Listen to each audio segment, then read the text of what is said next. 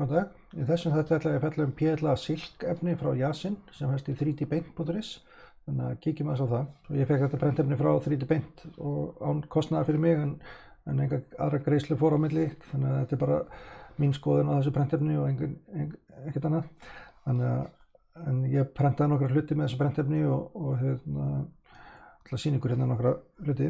Þetta prentefni er þannig að það er svona 2 litir í því sem blandast saman. Þannig að annar helmingurinn er svona gull-litaður og hinn er svona bleikur. Þannig að svona dual color kemur alveg skemmtilega út. Og hérna í þessu efni þá er svona smá stringing en það er eiginlega varla að sjá það. Pínu lítið bara, þannig að það kemur bara vel út. Og svo hérna sér leiðisalott. Hann er líka bara mjög flottur. Það er ekki stringing í honum að sjá. Og svona bleikur og gull-litaður. Skemmtilega litur. Svo hérna bensín.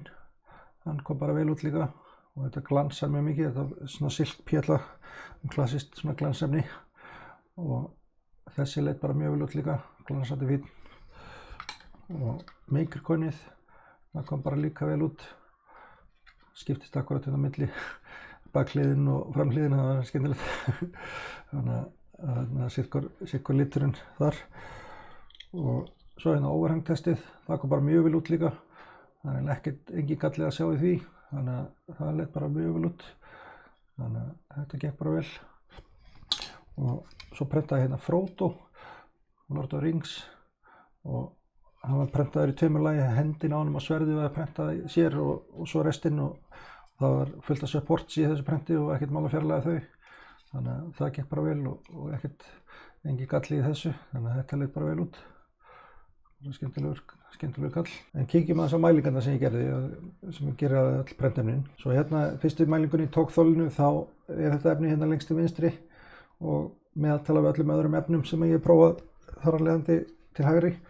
Og PLA efni hérna bara hefðbundið og svo er hérna númer 3, þar er meðaltala við öllum PLA silk efnum og þá ef við byrjum þetta saman að þá er það sem er hérna upprétt, þá er það hérna svona aðeins lélegra en samt þetta er að skekja með eitthvað helgi við að meðtala PLA silk en svo hins vegar það sem er prenta flatt, það kemur hins vegar mjög vel út og er með meira tókþoli en bara hefðbundið PLA, þannig að þetta kom mjög vel út og bara með að hérna eins og nylon, carbon fiber og polypropylene þá er þetta nálgast þau efni og hérna með sem betra en hérna polycarbonate sem er hérna hreint polycarbonate.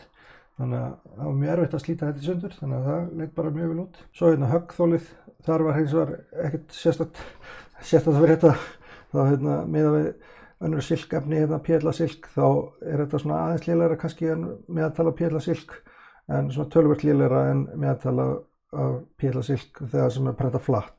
Þannig að þið sjá hérna með önnur efni, þá er þetta kannski veikleikinn af þessu efni, það er ekki mikið höggþol í þessu efni. Svo hérna stífleikinn, þá er þetta bara frekar stíft efni og bara hérna meðal hærri efna í þessari mælingu. Þannig að það er mjög stíft og það er kannski útskýrir aðeins líka af hverju það er svona brothætt.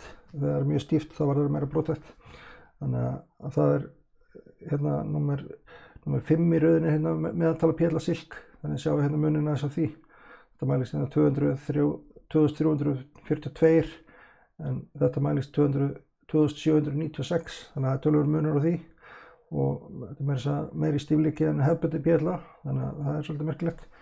En það er eitthvað í þessu efni sem gerir það verkum. En annars var þetta bara skemmtilegt efni og hérna, skemmtilega þessi 2 lita dæmi í því. Ég hef aldrei prófað það áður, en það kom bara vel út og hérna, það var merkilegt hvernig eins og hérna makercoininu, það er ekkert svona blýting á milli, það er bara annað þessi hlið er bleik og hinn er gullituð.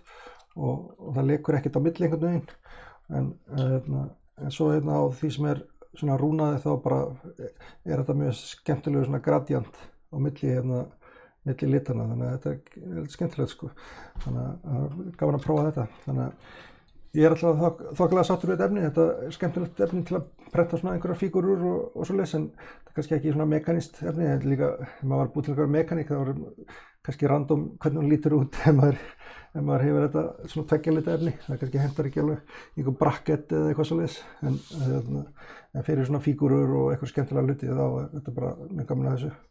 Þannig að til að kíkja á þetta efni á 3dpaint.is. Annars þakka ég bara fyrir mig og takk fyrir mig. Bless.